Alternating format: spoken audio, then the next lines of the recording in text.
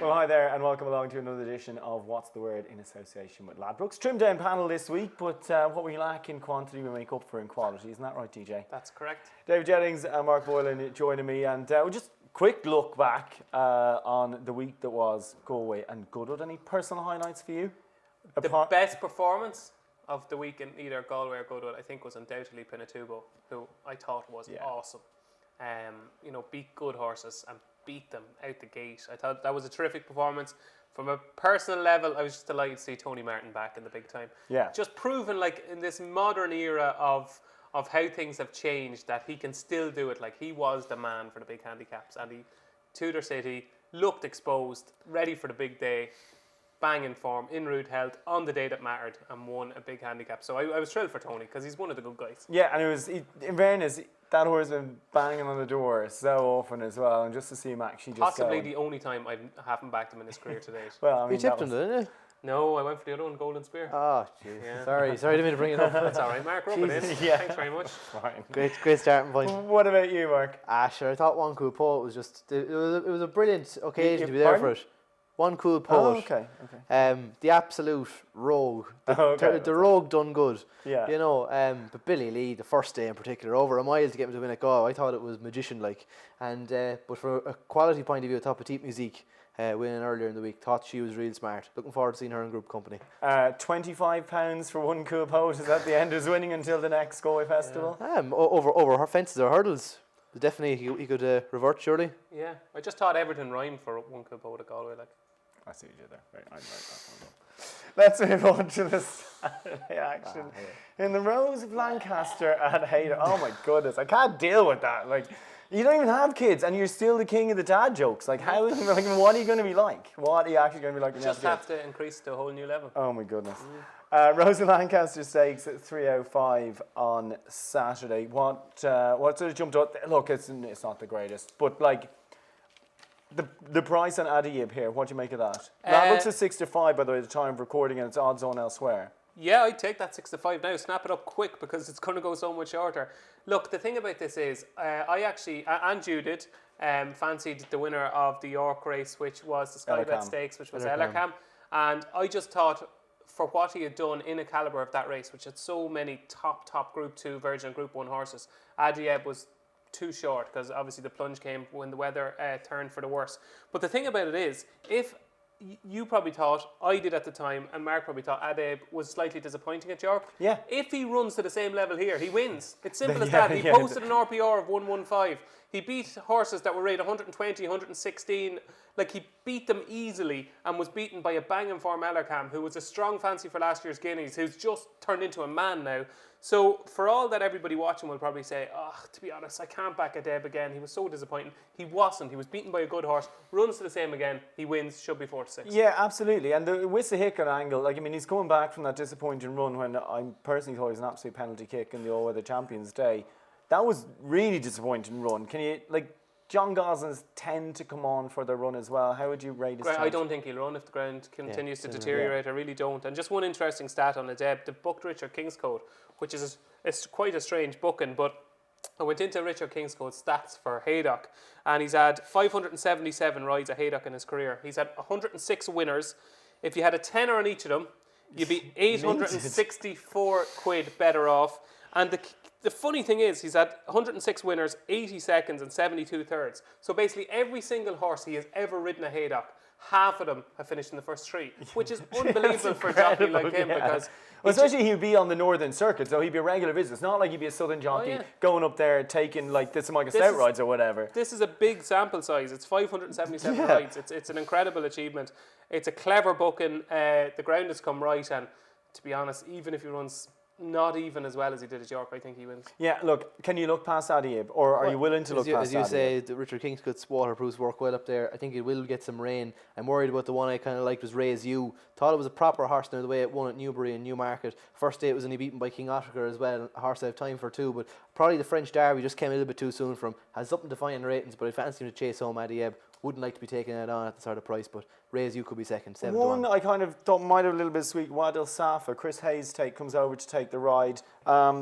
If you draw a line through his form, or you look at his form away from Ascot, he's a far better horse. And Owen Burrows, I mean, I can never really get a handle on his horses, but they Tough seem season, to be. yeah. Tough They season do so seem to be coming back into a little bit of form after an atrocious start. So I just thought a double figure price, perhaps he's one that we put up, but we put him up for the sake of putting him up, really, aren't we? Can you look past? Should be Adiab. Should be Adiab, raise you second. Adiab. Yeah, that's fair enough. Right, on to the Sweet Solera Stakes at Newmarket. An enigma wrapped in a puzzle, this one. If you have a strong opinion on this, you do. This is my strongest fancy today. Strongest fancy today. And it's Mark Boylan's strongest fancy today as well. So oh we're taking each other on.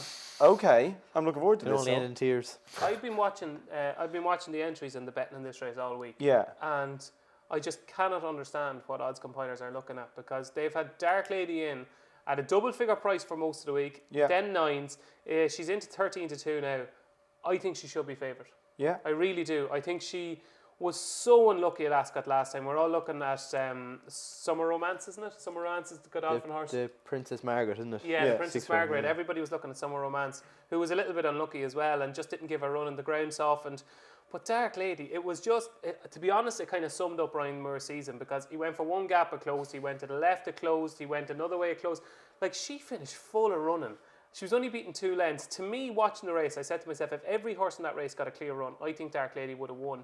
If she had won or finished second or even third, she'd be half the price she is now. She was brilliant at Lingfield the time before. She steps up to 7 furlongs from 6. Richard Hannon has won 2 of the last 3 runnings of the race, so he obviously targets a good filly at this race. She's still like a huge price, 7s with Labrooks. I think that's massive. I think Dark Lady will win. Yeah, I mean, you look at the top of the like Ultraviolet's only had the 1 run, Lightbrush only had 2 runs, and then, you know, Safika, the Michael Stout runner, who's a similar price, has only had 1. Granted, look, as Michael Stout's runner wins first time out, that's obviously going to come on at least a stone, but still, you know, as regards actual form in the book versus price, there's a lot to like about it. Figure it out. But you don't, Mike. I don't think that the filly would have won last time. I think she might have been second. I think she might have got closer. I don't think she would have won. I think the 7 furlongs is the biggest plus for yours. But to be honest, 7 furlongs is just right up the street. The one I like, Light Blush. Won a maiden at Newmarket that has a serious record going for. I actually jotted it down here. It was last year. Antonia de Vega beat Zagatova. Poetic Charm, twice a Group 2 winner, beat Sizzling the year before. Debaya, Group 3 winner the year before. Ballydoyle beat Nemerali. They're all proper horses. And this one went off 5-2 to win that maiden. The runner-up was since only beaten a short head at Goodwood. Bumped into a really good one on Mark Johnson's last time. That's in a hot streak at the time. Walk in Marrakesh. Cost an awful lot as a year. Just makes lots of appeal. Just think 7 furlongs, just going to suit it down to it's run that sort of. It's a real galloping type. It could be out quickened by yours, but I could just see it doing enough to hold on. And I'm pretty sweet in the chance of Light Blush. Reverse forecast, guys. Reverse forecast time, yeah, absolutely. Right, elsewhere in the Saturday card, few selections for you at Ascot Newmarket. We'll start at Ascot. Maybe just a word on the Sugar Cup as a sort of punting proposition. How is it for you? I personally find it quite difficult. Yeah, don't mind it as a punting proposition. Just the whole concept. I don't think teams in racing works. I just don't think they work. It's considering it's literally against the rules. Yeah, it's just to me, I just don't like it, and it frustrates me on a Saturday when this Saturday comes up. But it is what it is. I like one in the first Stone of Destiny. I thought it ran a cracker in the Stewards Cup from 27. The 6 of the first 7 home were drawn 3, 8, 6, 9, 5 and 1. It's been dropped £3 to 97. I thought it raced basically diagonally for the first 2 furlongs because it went from 27 across to the middle of the track. I thought that run can be upgraded and will be a big price. Will probably be a double figure price. It was rated 105 at the start of the year, down to 97. I think that Stone of Destiny run a cracker. That's in the 105. For Philip Minarek. Okie doke. And at 250, you like one as well at Ascot? I do, yeah. In the 250, I like Power of Darkness, who I think is absolutely rock solid. There's a lot of these in this race that kind of have question marks over the name. You just don't know how good they are. I think with Power of Darkness, he wanted to run in the Betfair Mile at Goodwood, rated 94, won well at Salisbury off a slow pace, was held up, didn't get in. This is the consolation prize, and to do what he did out in Salisbury off a slow pace, I thought come from last to first to fair performance. So Power of Darkness for me. Good stuff. Anything for you on Saturday at Ascot in particular, Mark? The same race. That's pretty condensed as a handicap. The top weight is 100, and the number 10, the last one to get in, is rated 94. So it's going to be really tight. I think Nicholas T is a real improving one. And when Jim Goldie saw the Jamie Spencer come out of the hat, I'd say for this horse, I'd say he was licking his lips. I was going to say, I mean, how much of a boon is it when you do get a Jamie Spencer, Danny Tudhope, or Haley Turner versus someone who's never even been through the gates before? You know what I mean? But that's it. And on top of it, this horse loves to be held up. And when you get a horse that loves to be held up a mile at Ascot, Jamie Spencer, and the horse is 14-1, he's on a real improvement streak now. This could catch up with him. I am worried slightly that he could just be beginning to reach his ceiling. But at the same time, when you have a horse in such good form, Jim often has a winner at this card as well. Yeah. He doesn't mind having a crack at it. And I just think 14-1, take the each way value, Nicholas T. He could run a big one in the 250. That's fair enough. Yeah. Newmarket, you like one as well in the 345? I do. I just spent the last 10 minutes telling you. Dark Lady. That's Dark Lady, of course. Anywhere else for you on Saturday? Yeah, there's a couple also at Ascot. I thought, what a welcome. Good Ascot record, 2 from 3 at Ascot. I thought under my old buddy Philip Minarek rides him as well. He could be an outside bet for the Silver Saddle, because in the last race he's riding a horse called the Cruising Lord, who's going to be a huge price. But the rain is due at Ascot. Was second to Curious in a listed race 3 starts ago on soft ground. It's been dropped £2 to 99, down in class. Like, I don't know how good this guy. I think he was champion jockey in Germany. I was going to say, do you know much about? Not particularly, no. I can't even pronounce him. But he's. Can't believe I'm just copying your pronunciation here. We're on serious thin ice. Philippe Minarek. Okay. He's down at, like, I think he's got some good rides. Like, they're not short prices, they're big prices. Yeah. But I think the Cruising Lord has got a big chance there. Good stuff. Elsewhere on Saturday for you, Mark? There's a couple that I like here. Rattle through them. I think Miss O'Connor in the Dick Hearn, the 230 at Haydock, the one that won for first time for Johnny Feen since bolted up at Nottingham. I think the rain won't go getting its way at all. Just think he's got a big chance here since joining the same owners as One Master. I thought later on then at Chelmsford of all places, there's a horse called Papa Star that has continued to break my heart, but he's down to a real low mark. I think £1 lower than his last win. Now it's a better race than he's usually running in, but at this sort of level, when he's down in the 70s. But just think he could be banged there now. He's won out a bit of time for it. He was 5th in that race. Ambassadorial won, and that was a good race at Chelmsford. Green colours? Yeah, green colours. Andrew Balding. Oshie Murphy often rides it. He used to be with Adrian Keatley. And the last one then, the Arlington Million, then later on. I've been kind of having a look at this for a while. Well, it's Arlington Million XXXVII 37 to me and you. Sorry, 37 year of it. I think Hunt and Horn is a bit of a price at 12-1. Now listen, this fella is a funny old devil, you know. But the run last time against Enable was actually fairly good. Yeah, and there was a couple of Shrudies in the racing post here that did. I wasn't one of them, but they did fancy him to be around the first 4 or the first 5. Ran a huge race at 66s, and when he was out in front in the Man of War, I think it was behind Channel Maker, he went a crazy pace in front and still was 4th. And this race here, I looked there, Time Form US, they had the pace prediction. They don't predict a strong pace here. Ryan Moore rides it over Magic Wand. I just think getting out in front could have his own way. I want to back him now. Yeah, but in the Arlington Million, you can do that. You can get away and just get in front. If you get around this, it's like a dog race. Once you get to the first 2 bends, if you're a couple of lengths clear, it actually takes a lot of reading. Wrap it up, Tom. Wrap it up quick. I was actually watching back on my way up here in the train this morning on Powers Court. It's actually on YouTube, that whole clip from 2004. There's the whole NBC coverage. I advise you to have a look, about 20 minutes long. But you'll see, I think it's Kent DeSormo having an absolute an Oscar-winning performance to get Jamie Spencer thrown out. It's a super watch. Not if you're a fan of Powers Court, but it was interesting to see it back again. But no, for me, I think Hunt and Horn at the price could run well. Yeah, so do I now. Yeah, well, we're all going to get on. Just maybe we don't post this. That was impressive, man. Yeah, absolutely. Were you practicing that all night? Up all night. This morning. Actually, I like a couple of challenges. Global Storm in the 135 and Encrypted in the 245. Anyway, let's move on to the Sunday action. I'm looking at Chelmsford over the Sugar Cup. That's what it's like. On to the Sunday action at Tipperary at 340, the Caravaggio Stakes. A horse we tipped up at Galway, Royal County Down, pops out again. Do you know what? He just strikes me as the kind of horse who might actually win here because he looks so green at Galway. He probably just needs to run all the time to get on rider bookings, Dunica has gone and rode Joseph's on Vitology. Yeah. And is it that Shamey is riding Hippocrates? Hippocrates, yeah. So, wouldn't say you're just a little bit disheartened probably that Dunica hasn't stuck with him, Tom, no? Yeah, a little bit, but... Now, Joseph's horse is very good first time up. Was definitely impressed by it, but the one I like is Gerald Hines' horse, Justifier, the Free Eagle colt. Yeah. Just like the way he went about it. Now, I know Armory was 3rd that day, and I wouldn't want to be taking that form too literally. Of course not. If they lined up in the tyres together, Justifier was taken out. I think the temperature was the excuse in the day. I would have fancied Armory to give him a good go on now, really. But I do think this is a nicer option for him. Vitology is the sort of horse there for Joseph. The way he won, it was such an explosive burst of speed he showed at Naas. I just wonder maybe... he with more time he'd be able to harness that better. I could just see Justifier being a little bit more streetwise and getting the job done. Yeah.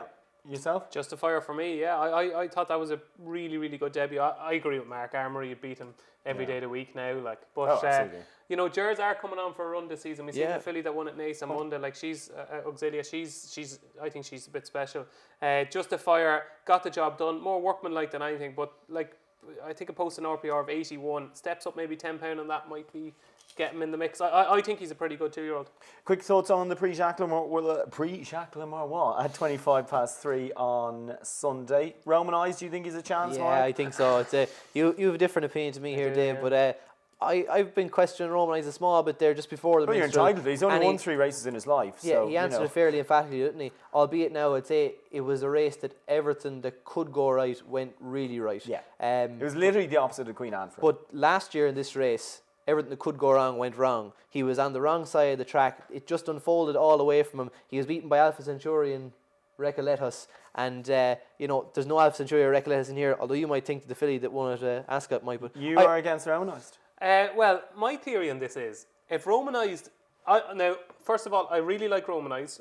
It's okay. No one's and I absolutely Romanised. I love Ken Condon, and I really like brilliant, Billy. Like, Ken Condon to me is probably the gentleman of Irish racing. He's top notch. I really Tightly like graded him. heat that, but go on. But I just think if Romanised is 5-2 or 11-4 to win a Group 1, there's something seriously wrong, in my opinion. Because to me, he is like, in the Queen Anne, he was a big price. In the Lock-In, she was a big price. That's him. He'll run well at a big price in a Group 1. But I don't think he's top-notch miler. I really don't. And to be honest, I don't think there's any top-notch milers out there, with the exception potentially of Watch Me, who... my French colleagues, I was working at Royal Ascot, and my French colleagues, Scott Burton, Peter Thomas, who was working at Ascot this week, they've been telling me all week leading up to the race about this Watch Me, how she was so much better than she showed at Longchamp in the French Guineas. She was what they were hoping would be the real horse next, to put, like Golden Covers or Carver, to put France on the map this year. She went off 20-1. Obviously, we had Hermosa in the Coronation Stakes. She kind of took all the glare off the rest. And if you just get a chance to watch that Coronation Stakes again, she travelled like the best horse in the race. She quickened like the best horse in the race. She was value for so much more than the winning margin. She gets all the allowances here. She looks a genuine top-notch filly, running with her terms and conditions in Deauville on home soil against a horse in Romanised who I just don't think is a top-notch miler. So for that reason, there can be only one answer. But this is not a top-notch mile race. Like, Shaman is 5-1 here, and he was 5th behind Circus Maximus in St James's Palace. Now, if that's warranting a 5-1 price, I think Romanised at 11-4, 5-2 is actually value. Well, and I agree that Watch Me was very impressive, but Hermosa was you couldn't even call it a knock on the form because she was so far down the field. She was so not her the last day. She hasn't franked it. You haven't got a boost either with the Jubiloso, albeit you had a nightmare pass. The 4th one at Deauville since in a listed race, but it should be winning that race. I just think that you're going to take, you like the unexposed sort of thing. You have a younger horse coming up. I just think at this sort of level, having a horse like Romanised that's used to battles of this nature. He needs to be 9-2 though, doesn't need to be actually back. No, I think 11-4 is there, and I'll be taking it. I'm confident. If Romanised is able to give Watch Me £10, yeah, it's a big ask. I'll be staggered. But like this guy knows his stuff, so that's why I'm kind of a little. The last French Group 1, I think he still owes me lunch over. Anyway, let's move on. Was that Two down hard it was. You just missed lunch. The rest of Sunday's action. Anything else for you on Sunday? Yeah, I like one in Downpatrick in the 220. I thought Road to Dubai ran really well in a good novice hurdle at Galway. Steps down in class here, and just like the King of Braga, Killiney Court, Ask Nile. They are what they are. Victoria Bay, you know what they are. They've been around the block 100 times, and I just think Road to Dubai is an up-and-coming horse that could potentially achieve a much higher mark. Fair enough. Mark, elsewhere on Sunday? Downpatrick 150, the Mayor's Maiden Hurdle, top Bianca Minola was one to keep an eye on. Now with Gavin Cromwell, ex-Richard O'Brien. Couple of runs there that were okay during the winter. I think it was behind Relegate and Black Tears were probably the two standout runs over hurdles. Just could see it being a typical one, maybe to just hit it with an informed stable at the minute that could strike. And then 2 at Tipperary. Mentioned Justifier with Hatik, top weight in that handicap. Just thought class could come out on top if none the worse for what had happened before. Fair enough. Fine.